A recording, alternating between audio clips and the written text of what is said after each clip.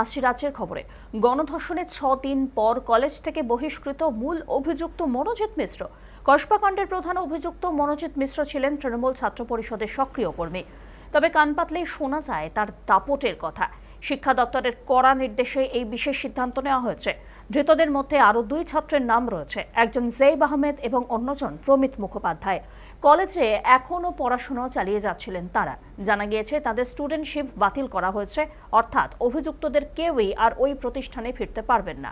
ইতিমধ্যে 3 জনকেই গ্রেপ্তার করা হয়। গত শুক্রবার সকাল থেকে কসবার আইন কলেজে গণধর্ষণের ঘটনাকে নিয়ে তোলপাড় শুরু হয়ে যায় রাজ্যে।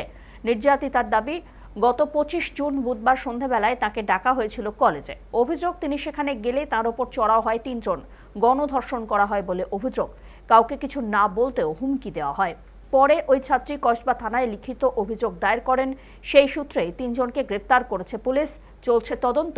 কসবার ল কলেজে গণধর্ষণের ঘটনায় প্রধান অভিযুক্ত কলেজের অস্থায়ী কর্মী তথা শাসক দলের ছাত্র সংগঠনের প্রাক্তন ছাত্র। এই ঘটনার 6 দিন পরে সেই অভিযুক্তকে অবশেষে বহিষ্কার করল কলেজ কর্তৃপক্ষ। ঘটনার পর থেকেই কলেজ চত্বরে বহিরাগতদের তথ্য উঠে এসেছে। অভিযোগ, অভিযুক্তের মদতে কলেজে ভর্তির নামে নাকি টাকাও নেওয়া হতো।